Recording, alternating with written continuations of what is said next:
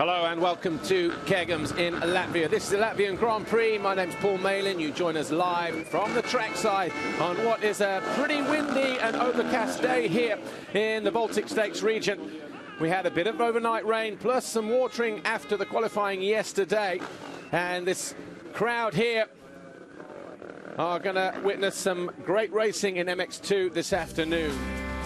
There's no change in the first 7 championship positions. It's Jeffrey Hurlings, Tommy Searle, Jeremy Van Hoorbeek, Joel Roulance, Jordi Tixier and Jake Nichols, with Max Anstey down in 7th. But Dylan Ferrandis, after his performance a couple of weeks ago in Sweden, moves up from 10th place to 8th in the championship, pushing Lupino down to 10th. So those guys are going to be looking to try and re-establish themselves, pick up some decent points. But the first time we came here was back in 2009. Rui Gonçalves was the winner back then with a 2nd and a 1st over his teammate Marvin Musquin, with Gauthier Paulin finishing 3rd. Last year, it was Ken Roxon, a double moto winner. But the year before, Jeffrey Hurlings, who is our current championship leader, won here with a 3rd and a 1st from Ken Roxon and Stephen Frossard. In the qualifying yesterday, more of that in a moment, but it was quite an eventful affair, especially for Jeffrey Hurlings. The circuit here, just over 1,500 metres long, about 75 metres into turn 1, which is the tightest track we will have on the calendar this year. A very, very tight 180 degrees, not even open or flowing. It is literally a one-post turn heading back straight into the wave section. And we had 1 or 2 incidents through there yesterday, as we have had in previous years, and I guess today will be no different.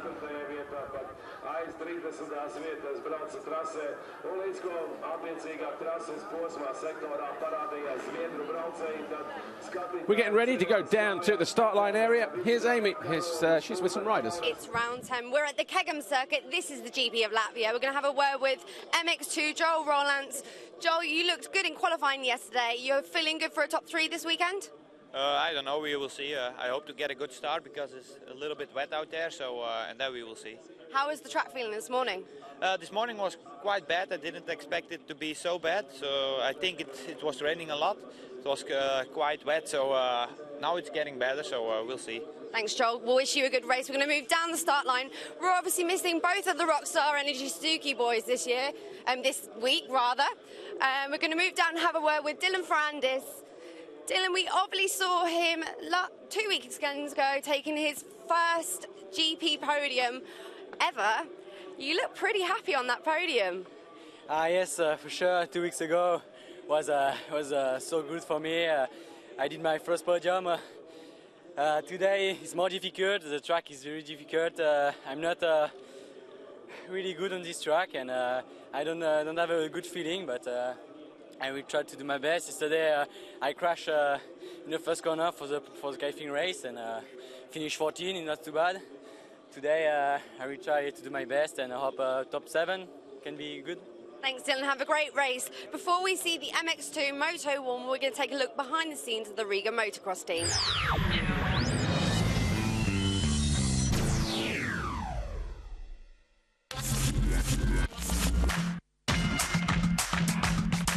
Yes. Joining me in the Riga Motocross team, Alexandra, the team manager. Tell me about your riders. Welcome to our team. We have 2 MX2 riders, Davis Ivanovs and Vyacheslav Golovkin, and 1 MX1 rider, Michael Tucker from America. Before it was Ivo Steinbergs, but he's injured already for 2 months. Hope it's gonna be better. Ivo, we're used to seeing you ride in the MX1 class, but your championship came to an abrupt halt this year. Yeah, it happened in Fermo. I crashed and quite big injury, broke my ankle and dislocated, and I need to miss all the season. But I'm happy to be Kegums with the team, and I will be on the side with all the riders and watch. Still, I'm happy, I think. And do we know when we can expect to see you back? I hope to come back for October 13, Tunnel Levks race. I think October 13 I want to race the charity race in Estonia. I think that's my plan. Michael, you joined the World Championship in Portugal, but it's not your first experience over here in Europe. No, last year I came over for a few rounds and then went back home. And yeah, I started at Portugal and things have been going good so far. Trying to finish every moto healthy and safe. So so far so good. The team's been great and everybody's been real helpful and really appreciate it. And how different is the riding over here in Europe compared to back home in the USA? The tracks and stuff are a lot different. More high speed here than back home, and I think it's tougher over here as far as outdoors goes. The tracks get a lot rougher, and these guys are competitive and they don't get tired, and it's really good. I think it's real cool. Davis, home GP this weekend. You took a good result 2 weeks ago in Sweden. You must be feeling now pretty confident coming into this weekend. Yes, that was my best result this year. I also took points in France and Valkenswaard, and I hope to take a good result this weekend also.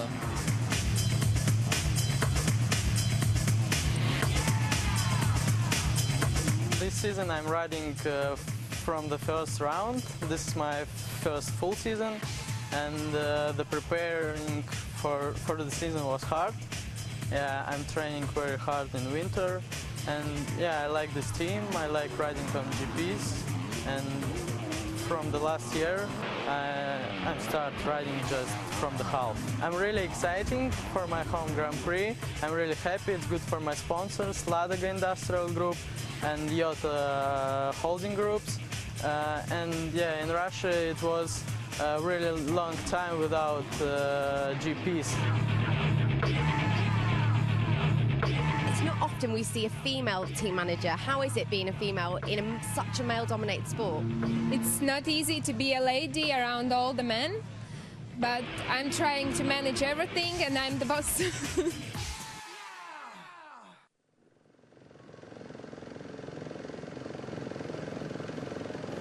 So, quick look behind the scenes.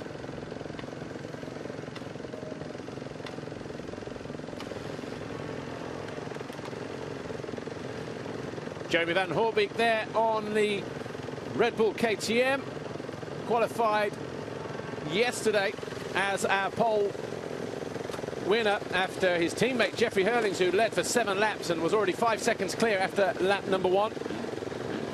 He suffered a bit of a tyre problem. The mousse came off the rim and that was it. It left him down in 28th position. So Joel Roulant eventually came home in 2nd. Tommy Searle was 3rd. Jake Nichols 4th, ahead of Jordi Tixier, Jose Boutron and Arnold Tonas. Max Anstey came from 14th position, and he found his way up to 8th come the checkered flag, and then it was Glenn Coldenhoff and Alexander Tonkov with Roman Febvre just behind them. Zach Osborne went down on the first turn, and he came back from dead last, and I mean a long way back, to pick himself up to 16th on what was a very, very fast circuit. But conditions a lot different now than what they were yesterday, a lot wetter, a lot softer. And one of the guys who experienced these conditions a little earlier on, Mike Crass. Mike Crass, just quickly, you were out there earlier in the European MX2 race. You had 2/3. The second race was pretty difficult. What are the MX2 guys going to expect in this first moto? It's going to be completely different than yesterday, because the track was perfect yesterday, and today, yeah, just so wet and so much muddy, and they're completely different. Okay, well, the Monster Energy 15-second board goes up, and we're getting ready to go racing here as the 5-second board turns, the head goes down. We've got a bright spell here with sunshine. Tommy Searle tries to go. Joel Roulant thought about it, and he got caught out there. Jeffrey Hurlings is going to be coming right from the outside line there. He keeps it up on 2 wheels, but he gets pushed wide. So Jeffrey Hurlings then, he's got a lot of work to do already, as Tommy Searle, who just gets nudged aside there by, was that Jake Nichols? I think it might have been, going up in the 2nd position. We've got Boutron leading, Nichols, I think, 2nd, or Van Hoorbeek, I think. Then Tommy Searle, then Jake Nichols there in 4th. Roulant's around the outside in 5th on a circuit that, as we said, is a little bit sloppy, a little bit greasy, hard underneath, soft patches out there, some square edge bumps as well. So these MX2 guys, they've had a exciting lap already, but in race terms, when they're going to be attacking it at full speed, it's going to be a little bit different to what they just had a moment ago. Mike Krass, how do you see this race turning out? Because Jeffrey Hurlings was clearly the fastest rider in MX2 yesterday. We're not sure exactly where he is, down in 16th at the first split, but some people saying yesterday maybe within a couple of laps he can get to the top 10 and even win both races today. What do you think? I think it's going to be difficult because they made, as you can see here, they made the inside line and outside line. And this morning the inside line was completely wet, so all the riders use one line. And if they're going to use two lines now, then I think he has a good chance to pass many riders. But if it's like one line, then it's so hard to pass though at the moment. Because not all the lines like this around the outside look. is going to be pretty soft, but the inside is going to be. So it's going to take some time, is what you're saying, for the circuit to dry out. Yes, I need some time to find two lines in the corners, and then if he can pass riders, then I think he's going to go for the win. Okay, over the line for the first time then. Jose Boutron has a narrow advantage over Jeremy Van Hoorbeek there, number 89 on that orange KTM. Then it's Tommy Searle, the number 100. Jake Nichols 4. Arnold Tonis, number 7 is 5. Then Roulance, Tixier, Roman Fevre, who had a good ride yesterday. Tommy Searle going a little bit wide. It looks like they've just worked that corner freshly before this race. Tixier 7, Fevre 8. Getterman's 9 is in 9th place. Alessandro Lupino, Coldenhoff Larsen, Hurlings in 13th position, having just passed Dylan Ferrandis on the Rockstar Bud Racing Kawasaki. There's Arnold Tonis in 5th place.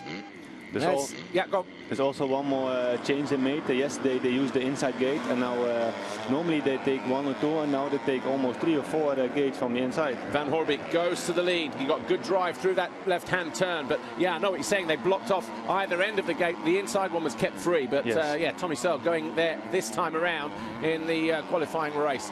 The inside line is a best position, isn't it? You started there, I think, yourself, but you didn't make a good jump, did you, in your main race this afternoon, as Boutron looks to switch it up, and he does. He makes a mistake and keeps it on 2 wheels and takes Van Hoorbeek by surprise in that right-hand turn.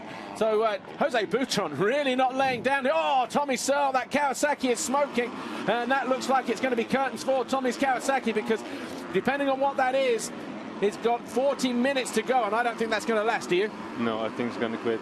Oh, that's going to be a shame for Tommy. He's already looking down. He already knows there's a problem. And that is smoking.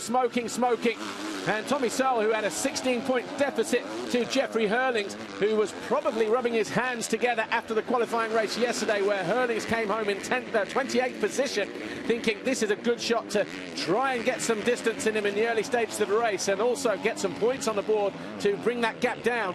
Suddenly that thing in the last half a lap has just gone bang, and well, it doesn't look good for Tommy Searle and Kawasaki at the moment. Of course, fingers crossed that it does, but he's going to be losing power, he's going to be losing all kinds of things, and maybe confidence as well if he realises that it's smoking. In fact, there he goes, he's pulled over, the bike's given up, and Tommy Searle, he's going to be heartbroken. He can't believe it. Tommy Searle goes out of moto number 1. Jeffrey Hurlings goes through in, where was it? In 10th position. He's now going to be 9th, and well, that's going to be a massive blow and a turn in the championship in the favour of Jeffrey Hurlings. Mike Krass, the Burstford Suzuki rider from European MX2, what do you think to that? I think it's going to give him a big confidence boost, that he knows that he needs to take as much points as he can, and I think he's already up to 9th, so it's going to be I think it's going to be to the top soon. So Tommy Searle then goes out of moto number 1 in well, dramatic fashion, as Jose Boutron continues to lead here on the Digger Racing KTM. He's got Jeremy Van Hoorbeek, the leading Red Bull KTM, behind him. Tommy Searle out of 3rd. Jake Nichols, the Nissan GM Racing KTM, then in 4th place ahead of the Floride Monster Energy Pro Circuit Kawasaki of Joel Roulance. Monster Energy Yamaha of Arnold Tonis is 6th, and then it's Tixier, Fevre, as Van Hoorbeek goes back up the inside, but albeit only briefly, as Boutron really putting on a fight here, the Spaniard. But Jeremy Van Hoorbeek, probably the more relaxed in these conditions of the 2 riders, wouldn't you say, Mike Krass? Yes, he looked good yesterday, so he's riding really relaxed. To the inside. And then decides not to go for the tight line, forces the issue, goes to the outside, and this time he makes the pass stick. But Jose Boutron, we saw him earlier, as Van Hoorbeek struggling with goggles there, might get himself caught out again here. One thing I noticed is that on the TV the track looks really soft, and oh, he goes down big time. Well, the problem with the goggles from Van Hoorbeek is he came down over the hill. He took too long to clear whatever it was, and that allowed Boutron to get right back in there. And Boutron squared off. He was on the left side. He took the front wheel from Van Hoorbeek. Van Hoorbeek goes down, and Boutron leads yet again. Hurling's now up to 7th as he comes over the line. So maybe we'll see a replay of that in a moment between Boutron and Van Hoorbeek, but an aggressive pass there from Jose Boutron. I think, yeah, what I said 2 minutes ago, the track looked really soft on the TV, but when I was out this morning, it was really hard packed, and the kickers were so hard, and you need to grab the handlebar really tight, because yeah, one mistake and then your handlebar is out of your hands. We just saw Jose Boutron as he came down the hill a moment ago. He landed and then just caught some soft stuff as well. So yes. yeah, hard and soft in places. And the riders really having to concentrate here. But I'm sure we'll pick up Jeffrey Hurlings anytime soon. He's just behind Arnold Tonus. Here we go, look, he just squared off the turn. Van Hoorbeek didn't want to yield, and then he had to go wide. And that's the problem when you create artificial lines like this, isn't it? You know, there's nowhere for the rider to go. And as a consequence, Van Hoorbeek has gone down. So, especially when the outside is really soft, they're all going to go to the inside, and then there's no room to pass. What about Joel Roulance? He was pretty quick yesterday. He could be the dark horse here, couldn't he? Yes, because yesterday Joel was the only rider who did they're going to go to the wave here, and he was the only rider who did the 2-2-2 and then again 2 to the top. As you can see now, they're all hitting the other one, you know. And he was the only rider who did it like perfect every lap. So. With Van Hoorbeek going out, Jake Nichols has suddenly found himself in 2nd position, and he now is pushing all over the rear end of the number 17, Jose Boutron. He'll be mindful of what just went on a lap ago when Boutron retook the lead just through this turn, but he'll want to go after it as well because he's in his best position at the moment. Is Jake Nichols. Previous best has been 4th, and he'll be looking to improve on that. As you look at the bikes, you can see then when they hit the kicker, you can see the bike just kicking up, and the lines are just going to get deeper and deeper, and more kickers going to come up. Been a lot of talk. Mike Crass, there's Tommy Searle walking back. He's very, very disappointed with that. I'm sure he's probably only spoken to the team, and that'll be it. No journalists allowed, I would think, but certainly that's going to hand the advantage to Jeffrey Hurlings, who now finds himself in 5th position, just a couple seconds behind his teammate, Jeremy Van Hoorbeek, who, talking to 1 or 2 people in the paddock yesterday and in pit lane, would love to see Van Hoorbeek actually take the challenge to his teammate every once in a while. They seem that they've been a little bit critical of Van Hoorbeek, that he hasn't. Oh, he almost goes down in the background as well, and I think that would just allow Hurlings to go through. But the point I'm making, Mike Crass, is that because those two are good friends and Hurlings is clearly the team leader in that, it's almost as if, you know, people are starting to say that Van Hoorbeek has let Jeffrey go by just a little bit too easy in some occasions, you know. Would you agree with that or not? I think he's not going to take the risk to take Jeffrey out, but I think for KTM it doesn't matter who takes the victory as long as KTM is on top step for them. Well, there's the first 3, Boutron, Nichols and Roulance. Jeffrey Hurlings will be coming into view. He's only about 6 or 7 seconds behind Joel Roulance, in fact going there in the opposite direction, but we saw Van Hoorbeek make that mistake just coming out of the final corner as they went back through the first wave section off the back of the camera shot that we had, as Nichols just gets caught in a deep rut there through that wave section. Going to go to the inside here though, Jake Nichols, as Boutron leaves the door open, but the inside tightens up quite significantly there, doesn't it? Last minute, Mike. Yes, they also made the middle, how do you call them? The rods, yeah, the machine rods, but they made it like really low, so you can jump over it. But now, as you see, Van Hoorbeek crash, they made it really high, so you can't go to the other side. So we've had 4 laps complete. Jeffrey Hurlings, fastest man on track at the moment, 2 minutes and 0.121 compared to the fastest personal lap of Jose Boutron at 2:01.1, so 1 second quicker than the guys ahead of him. Van Hoorbeek still in that 4th position, but look at that, about 1.5 seconds in it, or 1.3 seconds between Van Hoorbeek and Hurlings. But 25 minutes to go. Boutron leads from Nichols.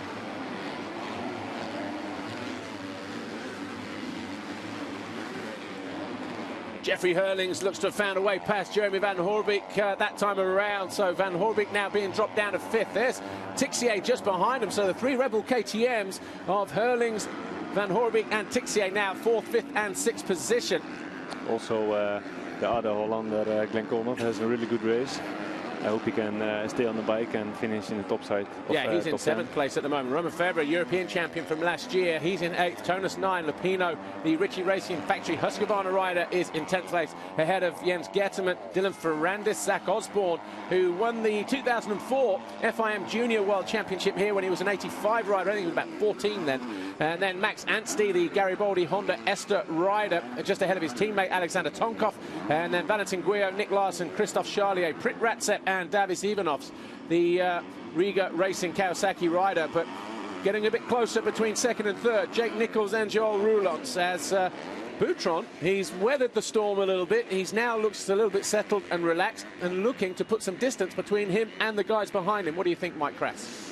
I've never seen him do the complete 40 minutes, so I think it's going to be hard for him to stay on the top. And especially when Jeffrey is going to come, then he's going to do the 40 minutes flat out.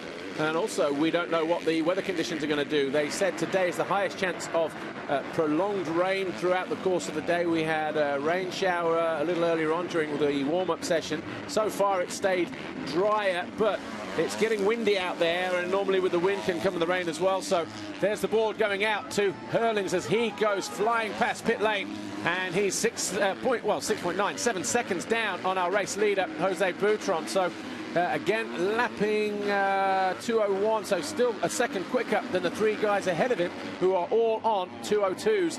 Boutron there, 17. Jake Nichols, a 45, and the number 34, Joel Roulants. There you saw a flash of Jeffrey Hurlings in the background. So Jeffrey Hurlings, as you said, Mike Krass, when Tommy Searle went out, maybe he can just relax a little bit. He knows he's already got a points advantage, because wherever he finishes, that's going to go to more. Osborne out from 13th place. So yeah, Hurlings, he can just relax a little bit more now. He doesn't have to push and waste too much energy in trying to close down Tommy Searle, who is out of the race on lap 2. He can take his time to choose a line to pass really safe without crashing. One thing I noticed is that we raced like 1 hour before this, and we saw really much water on the track. Every line was like, yeah, it's like a leg, so much water. Now it's like, it's muddy, but it's not wet anymore. Well, it looks, the camera can be deceiving. It looks pretty good, but obviously it's still going to be quite soft in those places, isn't it? But it's going to be good, though, if the rain stays off. Yes, they did a lot of work for this race, and it looked better than it was this morning. Nick Nichols looks to have just picked up the pace again. But Joel Roulants, I'm surprised it's taken him so long. I mean, not taking anything away from Jake Nichols or Jose Boutron, but from the way that Roulants was riding yesterday. Yeah, and he's got the good drive there. He's on the right side now, coming down the hill. Nichols has closed up on the rear wheel of Jose Boutron, our race leader. Jeffrey Hurlings, who was 7 seconds down the previous lap, but he might just pop into view, I thought, over the finish line jump there, but that gap now, 4 seconds, 4.5 seconds. Wow, look at that for a lap time, 1:58.9. So obliterates everybody else's times. 2:01's the guys ahead of him, who you feel maybe are getting held up behind Boutron now. Yes, he's going to come here. So there's Jeffrey Hurlings, our championship leader, the Red Bull KTM factory rider. He started from the 28th gate all the way over to the right-hand side. As we looked at it, the left-hand side going down the start straight, but he managed to get across half of the guys ahead of him. Stayed out of trouble going through that first corner, because that it was the risk yesterday, wasn't it? When Hurlings came home in 28th position, or didn't come home as it was, but looking at the start straight, looking at the first corner, how tight it is, how many problems we've had in the pass through there. There's the danger of always getting caught out and going down, isn't there? Yes, because when you're like in the middle of gate 20 or something, it's so far around, and yeah, the more you go to the front, to the right, the better it is. So he has a really big disadvantage.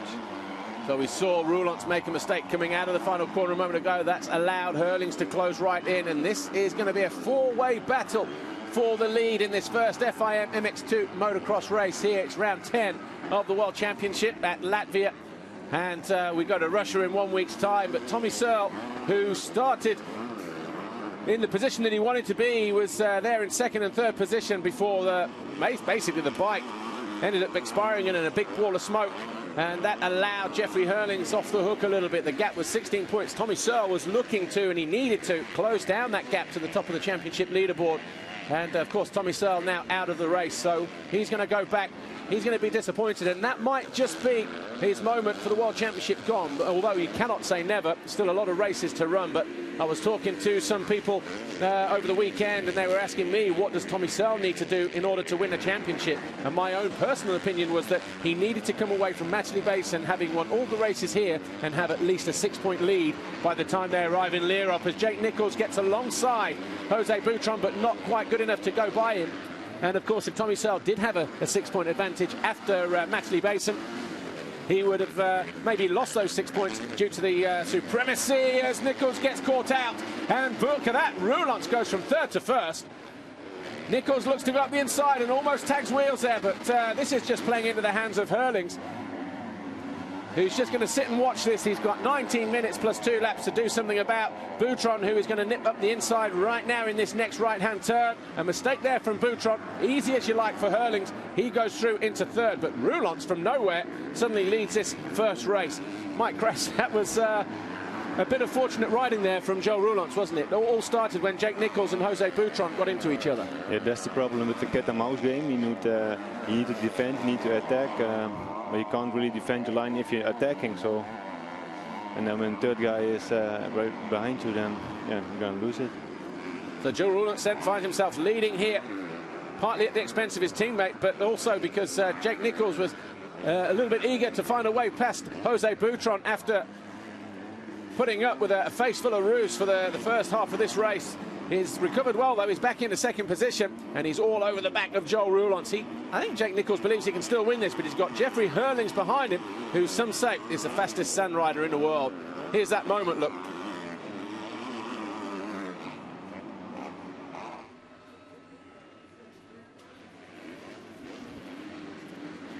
Jake Nichols just getting ran wide there.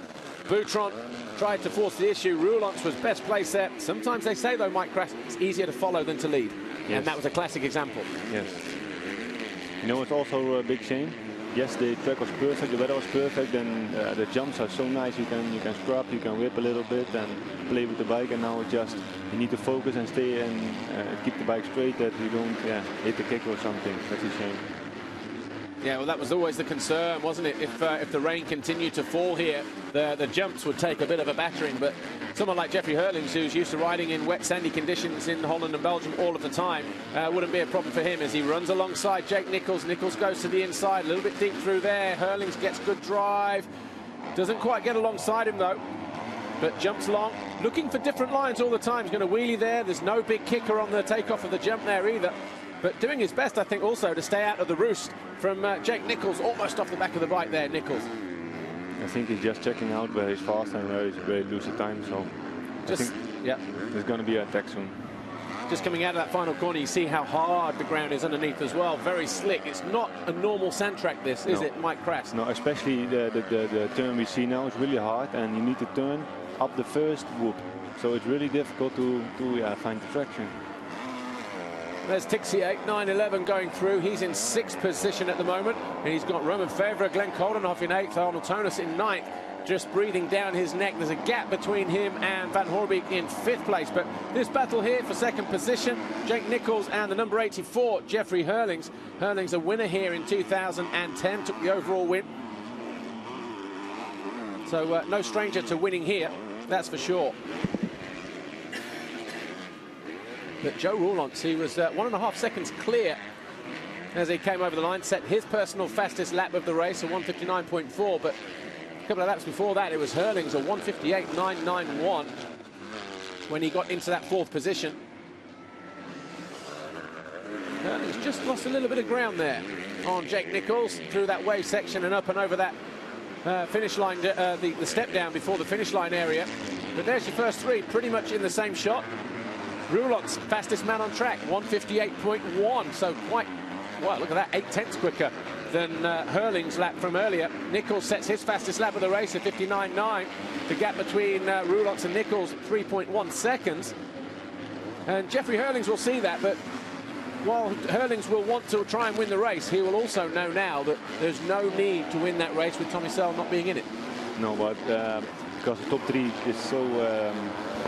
how to say it, the points are more from 1st to 2nd, you lose so many points, so I think he's going to try to win to take the maximum. obviously you get used to riding with Jeffrey Hurlings in the Dutch Championship, Belgian Championship races, that kind of thing. If Hurlings doesn't make a whole shot and disappear like he did in the qualifying race yesterday, is he a little bit like Cairoli in these conditions, whereby he'll sit there and then say, okay, I'm happy to be third with about 10 minutes to go, and then just say, right, I'll put in some really quick laps in the end, close down that 4-second gap that he has to Joel Roulants, and then go on to win the race? Or how do you see Jeffrey Hurlings finishing this race now? I think he's going to win, for sure. Well, Roulants nowhere to be seen. Look, already out of that next left-hander in the opposite direction, as Jeffrey Hurlings still tries to figure out a way to find a way past the number 45, Jake Nichols, the rider there in shot, who's having a fantastic ride here. Got to be said, got a good start, stayed out of trouble, and he's doing everything right. But Hurlings now looking to capitalise on Jake Nichols. Hasn't been getting through there too cleanly. Covers the inside.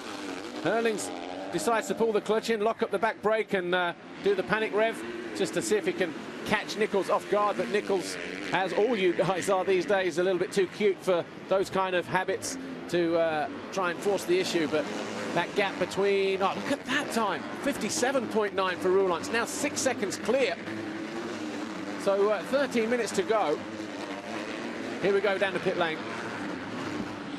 Tough qualifying yesterday for Jeffrey. What happened? Well, he was unlucky being in the lead, and his tire came off halfway through the race. Due to that, he had a really bad starting position today, dead last. But he had a decent start, finishing like 15 in the first lap, and now currently third, making his way up, hopefully for the win. Thanks, Dirk. Just looking on the, got a steaming bike here. It looks like Jeffrey Hurlings' bike was just smoking a little bit as he came over that jump there, but nowhere near as bad as Tommy Searles just a moment ago. Just see it, just off the back there, just starting to steam up just a little bit. Of course, KTM already had one problem yesterday. Of course, the moves coming off the tyre or tyre-related issue anyway in the qualifying race. Van Horby failed to finish the first race in Sweden last weekend. After seeing Tommy Searle go out, and maybe the mechanics will see what we see, they'll just be keeping a close eye on that, won't they, Mike Crass? But Jens Getterman, you were just pointing out Jens Getterman, the standing construct Suzuki rider, down in 11th, having a good ride. Best Suzuki so far. Yeah.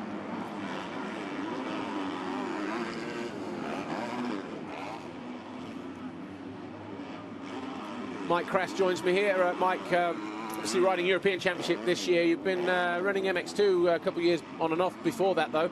Had a great result in La Bañeza in Spain. Purely this year, though, riding European, is that just because the team decided to concentrate on that, or what's the deal there? No, because of the age limit. I want to stay in the GPs, and also when we're gonna move the age limit again this year, then I'm gonna go back to the GPs. But for now, it was MX1 or European, so we choose the European because my teammate also rides in the same class now. Oh, you see the kicker? Yeah. It's so bad in the other track. Well, Hurlings now getting himself wound up. He sees Joel Roulants 8.8 seconds clear at the moment and pulling away on the Fluid Monster Energy Kawasaki. He's going to go up the inside of Jake Nichols. Nichols is also going to go tight to the inside. Makes a mistake coming out of there, though. Not going to make it easy for Jeffrey Hurlings. Here's Jake Nichols. As you can see, Hurlings this time trying to go to the inside, but it's not as straightforward as Jeffrey Hurlings would have liked, but just landing a little bit deep there, and that's the problem, isn't it? I was watching the warm-up session this morning, and this is the problem when you have the wet sand. The guys are going to land, that wet sand gets pushed back. If you jump short like Jeffrey Hurlings did just then, you don't know how deep that ground is and what the reaction is going to be when obviously Hurlings then just losing a little bit of time on that jump there on the left-hand side. Also difficult to see on television the big kickers in the jumps, and they're going to get bigger and bigger, and you need to move line because sometimes the kicker is so big that it's really dangerous to jump. Yeah, just basically that's where the guys are getting on the gas at the last minute, and it just creates a little hook, doesn't it? One minute it can be fine, next minute that's the difference between staying on or going over the handlebars. But Jake Nichols backwards and forwards with Jeffrey Hurlings at the moment. Roulant's nowhere to be seen, almost 10 seconds clear in the opposite direction, 157.8 last time around. That's two of those in succession. Jake Nichols and Jeffrey Hurlings, who are second and third at the moment, 2 minutes 6:18 and 2 minutes 6:21. So Nichols marginally closer than Hurlings, who's got better drive through there. Again, he's just holding a slightly tighter line through there. And you feel that if he does get through, it's going to be on that part of the track, possibly for Jeffrey Hurlings. Although, looking good here again, but this was one of those wet areas on the track, wasn't it? There was only one line through there on the European race earlier. But the track has opened up, but Jeffrey Hurlings just had to back off then because he didn't want to go over the berm because he knows it's going to be deep through there. Gets good drive, though. The factory KTM of 2012 against the 2011 factory engine of Ken Roxon that is in the bike of the Nastan riding Jake Nichols there, number 45, who's doing everything he can with 9 minutes to go to cling on to that second position, which would be a career best, even if he finishes in third. That's the problem with the mud race. You only get one line with the good traction, and if you go outside of that line, then you're going to lose time. But sunnier spells around this track at the moment. We were promised rain pretty much all day, but hopefully we won't experience any more, because that will turn what is a fast improving circuit into a bit of a quagmire. Roulant's now 9.8 seconds clear of this battle for second, with the 45 Jake Nichols, the Nastan GM Racing KTM rider, and the Red Bull KTM number 84 there. Stefan Everts looks on. He'll be a little bit more relaxed now, knowing that the Kawasaki of Tommy Searle has gone out of the race. But what have we got? 8 minutes 18 on the clock, plus 2 laps. It's Roulants, Nichols and Hurlings. Van Hoorbeek is fourth, Boutron is fifth. I think Jeffrey needs to watch out with the pantographs because his bike's going to smoke. Yeah, well, that's been smoking now for a couple of laps. But as I say, it's only smoking just a little bit. KTM will be keeping a very nervous eye on that. And I think this is also because of the roost that he's been taking from the riders. So the radiators are all blocking up there. Well, wouldn't that be a turn-up if the championship contender and the championship leader both go out for similar reasons? Of course, 7:45, I can't see that happening to Hurling's machine. This is where he got close last time around. Just holding a tighter line through there. This time he goes to the outside. He's going to try and get the drive around there. But that wave section might crash. Not an easy part of the track, is it? Especially as you're trying to turn through that left-hand corner. Yeah, because in television you don't see the speed you have into the waves, and also you need to make the left-hand corner. And that's really difficult with the lines and the kickers. And Jake Nichols, a mistake! Oh, he goes wide! And he'll be kicking himself for that. So Jake Nichols then hands second place to Jeffrey Hurlings. Just got on the gas, overshot the berm, got into the deep stuff, and almost went over the handlebars there. Such was how deep the ground through there. But Hurlings now, he won't care. He's in second position. It's a Red Bull 1-2. He's the leading Red Bull KTM rider, as he also gets buried deep in that right-hand turn there.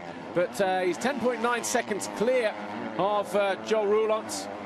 Joel Roulants. Jake Nichols, though, setting his fastest lap of the race then, but just making that mistake coming out of that left turn onto pit lane. I wonder if he'll go back after Hurlings, or if Hurlings now has that clear track that he needs. Just watch this. Jake, he wanted to go inside, and then he goes high and wide here, gets on the gas, the front climbs up. He almost saved it, but look how high he was offline. Just shakes his head, takes a quick look back. Hurlings has already gone through, and this is Hurlings just after that, just going a little bit too deep. Didn't look too bad from that angle. But that's the nature of sand as well, isn't it, Mike Press? You know, the track then just changing. That line just got a little bit tighter for Jeffrey Hurlings through that right-hander. yes, you need to turn before in the berm. Well, there's Joel Roulants with 6 minutes to go. He's 11 seconds clear.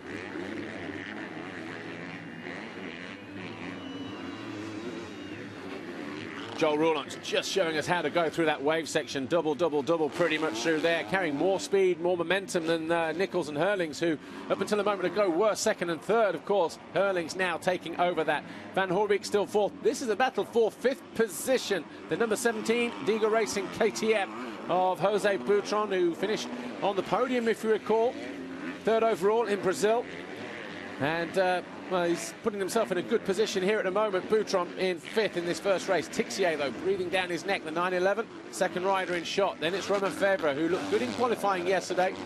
And Romain Febvre looking good here as well in seventh position. That would be his best race result as well. Eighth in Portugal in the second moto was Romain Febvre. Glenn Coldenhoff, he'll be in 8th place. Tonus 9. Anstey up into 10th place ahead of his teammate Alexander Tonkov. Lupino now down to 12. Dylan Ferrandis hasn't made the progress I thought he would make in 13th. And Jens Getterman He's dropped down to 14th ahead of Prix, who pulls himself up to 15th, the double moto winner in the European Championship here last year. Yellow flags there ahead of these guys. It's not any of our contenders. 141 Chervelin, yeah. Then we've got Larsen, Lieber, Ivanovs, and, well, Chervelin was in 20th position. That was him on the TM just a moment ago, trying to start that machine up. But 4.5 minutes to go. Mike Press, Burstwind Suzuki rider from the European Championship class. I spoke to you Friday and yesterday. You seemed pretty confident that you were going to get on the podium this weekend, and true to your word, 2 third-place finishes, third overall. You must have been pretty pleased with that. Yes, I was in the end, but... Tixier goes through on Boutron, who did try to put the squeeze on him, so Tixier up now into 5th place. So, yeah, sorry, Mike Crass, third overall. Actually, I mentioned the fact that you weren't smiling too much on the podium then, so third is great, but I guess you felt that you could have gone better then. Yes, because Saturday I was behind the leader, Mel Bocock, and I was just following him easy, and I thought I was going to pass him for the lead, but then I got, how to say, arm pump. Okay. And I lost the 2nd place, so that was a big bummer for me, because I was hoping for the 2nd place. And yeah, this morning I went from 8th to 3rd, and then I think I was going to attack the 2nd place, but it didn't happen, so 2 times 3rd is okay. But all right, and obviously we go to Russia next weekend. The rain's starting to fall here in the closing stages of this first FIM MX2 Grand Prix race, the Latvian Grand Prix, round 10 of the World Championship season. And yeah, Arnold Tonus there, Monster Energy Yamaha down in 9th place at the moment, trying to find a way past Glenn Koldenhoff, who that's just him ahead of us there in that left-hand turn. If I was Nichols, then I would be really nervous right now, because he went from 9 seconds to Van Hoornbeek to now it's like 6 seconds. So he has like, yeah, lost a lot of time. 4 laps to go. Something like that it will be. So obviously Nichols will try desperately to get third. Haven't seen his old man knocking around this weekend, guys. Nichols, I'm guessing he's at home. I've seen his buddy though, Mr. Cottrell. He's bombing around somewhere, but Guy Nichols, sorry, and the family probably at home this weekend watching on the box, so they'll be sat there, fingers crossed, I'm sure, but doing a great job in third, doing a fantastic job of hanging onto that 2nd as well until that mistake a lap or so ago.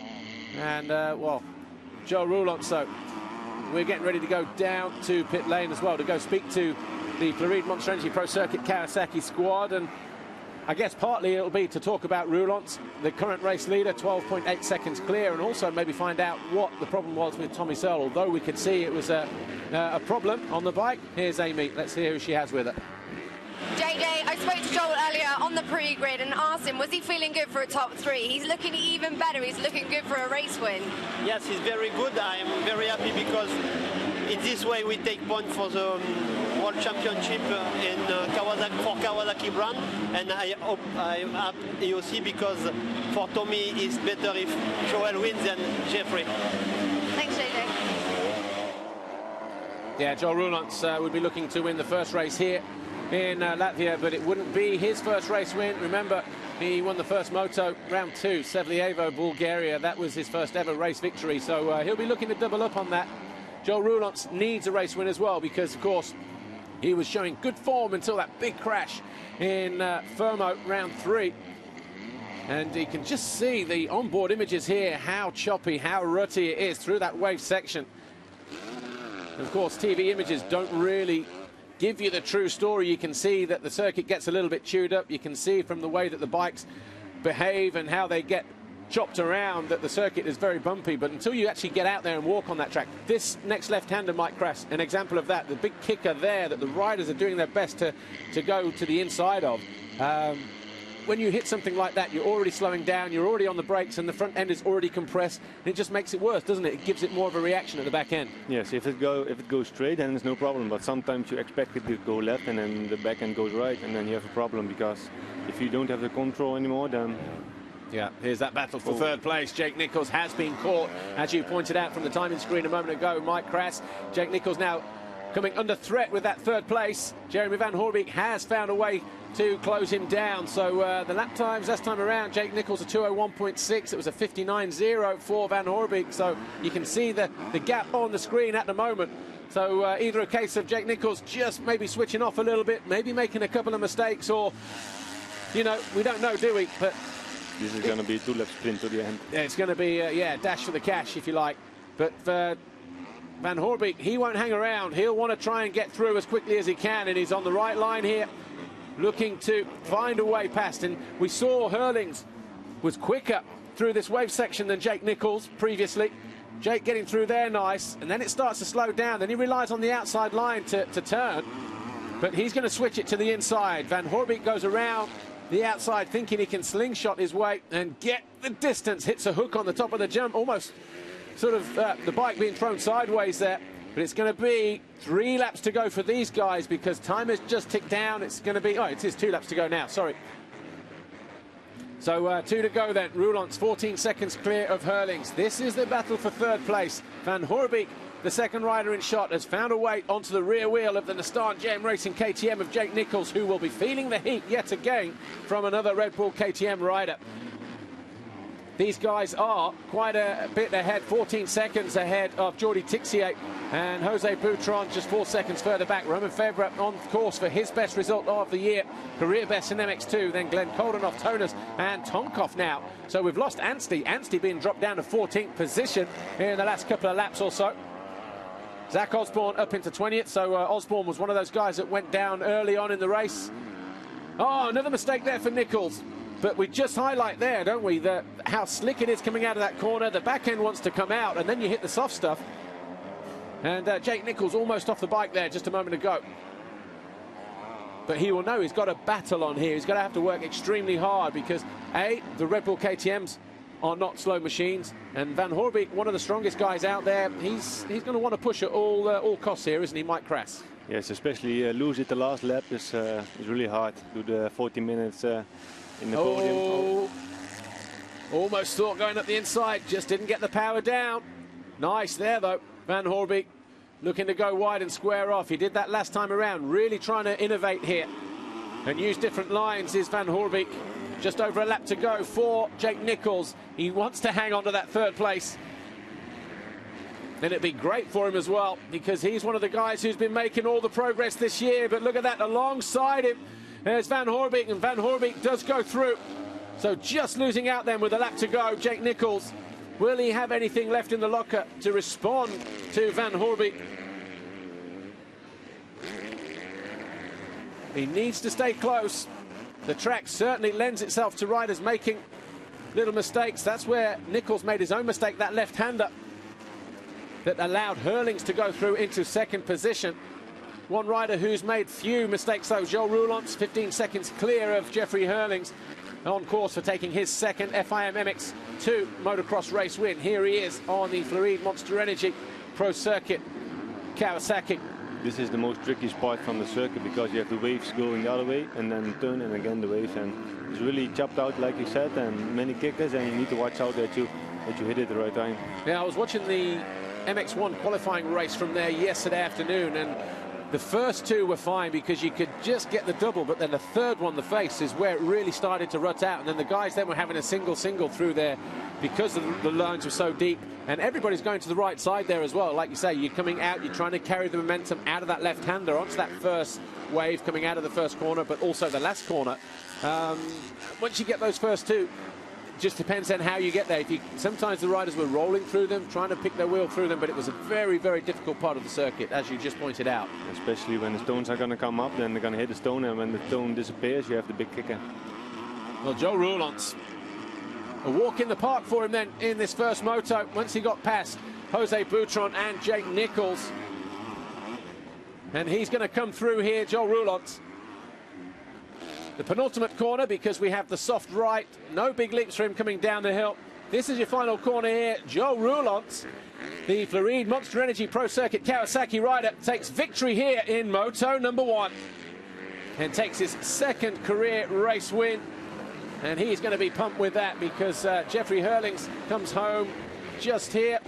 Well, he's already over the line in 2nd. That's Van Hoorbeek coming through now,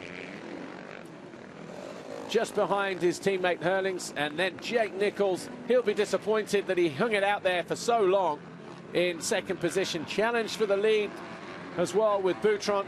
That's what allowed Roulants to go through. But a great win here for Joe Roulants. And, wow, he's on course for potentially taking an overall victory here. But, of course, Jeffrey Hurlings, we saw how far he came back from. Jean-Jacques Lassetti gives him a big hug. And Joel Roulance will think that he's back now, and rightly so. Mike Krass, a great first MX2 race. What are your feelings on how the race panned out?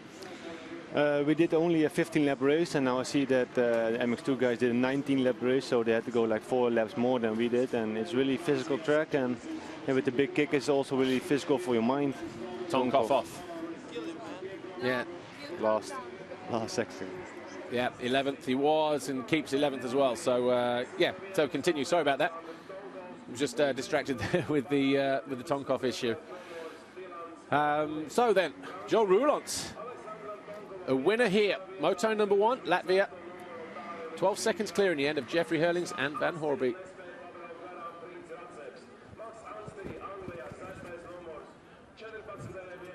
And Tommy Searle, a non-finisher here, going out as early as lap 2 or 3.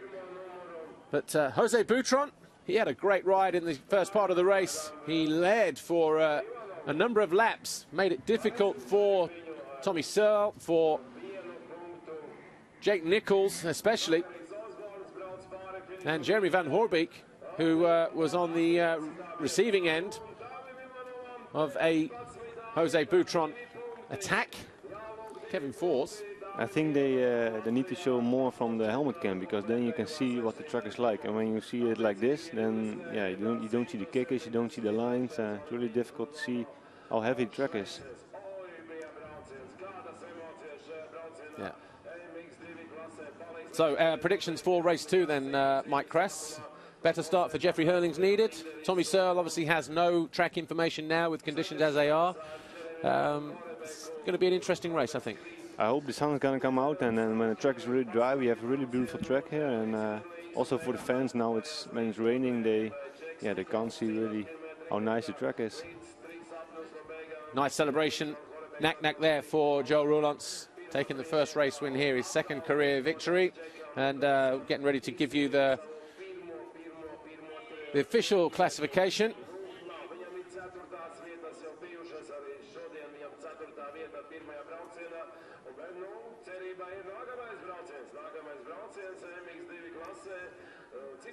Official confirmation then, Joel Roulance wins it from Jeffrey Hurlings, Jeremy Van Horbeek third, Jake Nichols almost on the podium, but having to settle for 4th ahead of Jordi Tixier, Jose Boutron, Roman Fevre and Glenn Coldenhoff. Then it was Arnold Turnus and Dylan Ferrandis, with Alex Tonkov still managing to hang on to 11th despite that mishap on the last lap. Then Lupino, Getterman, Anstey, Ratsep, Larson, Julian Lieber, Zach Osborne, 18th in the end for him. Davis Ivanovs and Valentin Guillot. No points for the rest, 21st onwards. Charlie 8, notably, but more so, Tommy Searle.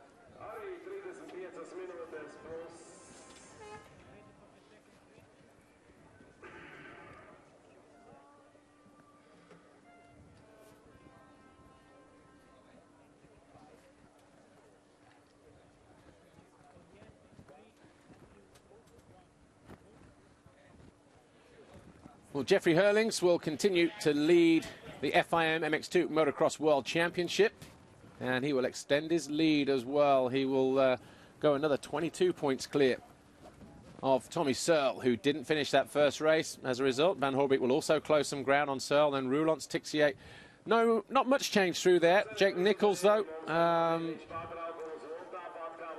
he would have maybe, well, it was, didn't quite see there, but Tixier, I think, was still in 5th, Nichols still in 6th. Mel Pocock, 17th in the championship, ridden a few wildcard rides. Mike Krass, are you surprised at the performance of Mel Pocock this year in the European Championship? 4 race wins out of 4? No, but I was really surprised that he stayed in the European, because when you go in the top 10 in the GPs, then you're not a slow rider, are you? And you're looking forward to going to Russia in a week's time? Yes, never been there, and nobody else, so it's really I'm really interested in what track it is. Okay. Me too. I hope so. Here's our race winner. Here's Joel Roulance. Joel, I spoke to you before the race and asked you, were you feeling good for a top 3? A race win's a pretty good start. Yeah, I felt pretty good.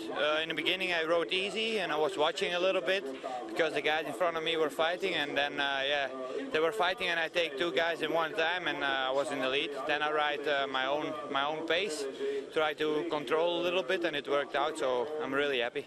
Well done.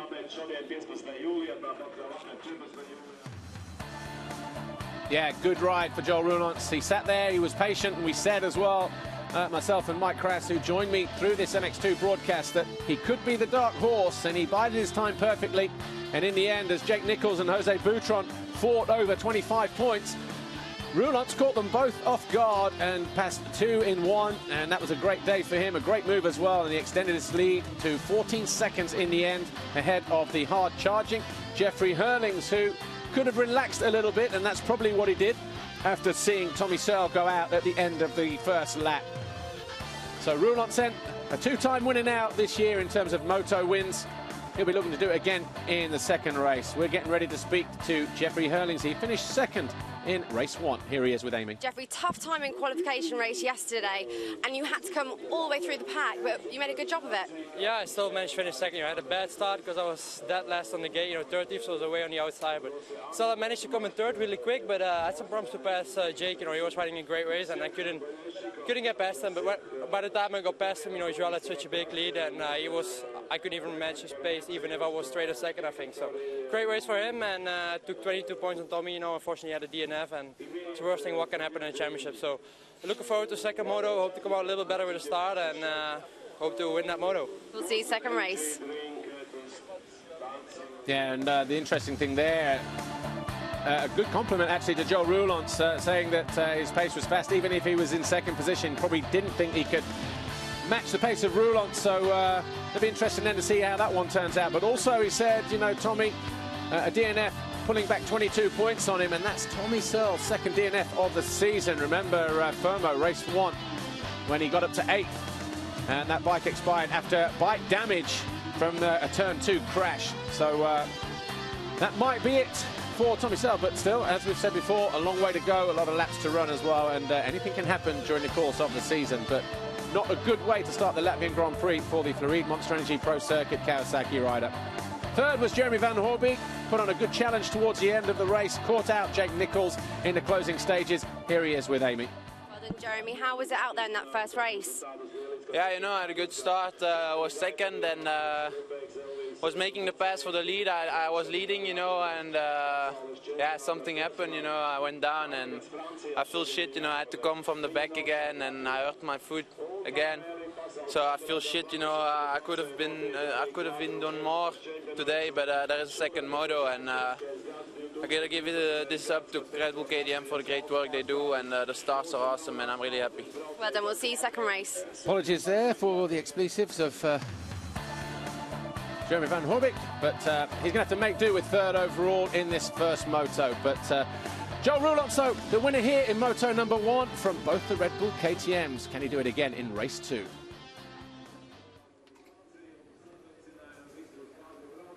So, Mike Krass, thanks for joining me here in the broadcast. Let's just recap what happened in race 1. Tommy Searle got off to a good start. Roulance didn't make a good jump, and from the right-hand side, Hurlings came across everybody, but then couldn't go quite far enough. In the end, though, it was Boutron and Van Hoorbeek who fought over the lead on 3 or 4 occasions, with Jake Nichols there in third, and Tommy Searle actually moving into third towards the end of the first lap. This wasn't the first time that Boutron and Van Hoorbeek clashed, and then Tommy Searle, the lap before this, his bike started to steam up pretty bad. He noticed, immediately pulled over, and that was him out of the race. Boutron, well, wanted to go for 25 points, went straight down the inside of Van Hoorbeek. Van Hoorbeek went down, and that allowed Boutron and Nichols to go through. Those two then got into each other, and that opened the door for the 34 of Roulance. Nichols was in second. He just set his fastest lap of the race, trying to hold off Jeffrey Hurlings, and Hurlings went through into second. But in the end as well, Van Hoorbeek got into fourth with that move on Jake Nichols, but it was a win for the 34, Joel Roulance. Jeffrey Hurlings was second, Van Hoorbeek third, Nichols was fourth, And yeah, a great race as well. Mike Crash, thanks for joining us here in the broadcast. Predictions quickly for MX1 Race 1. I think it's going to be Caroli again. Caroli, De Saal, Bussell. Okay, right. We'll see you a little bit later on, but we're just about to go back on for MX1.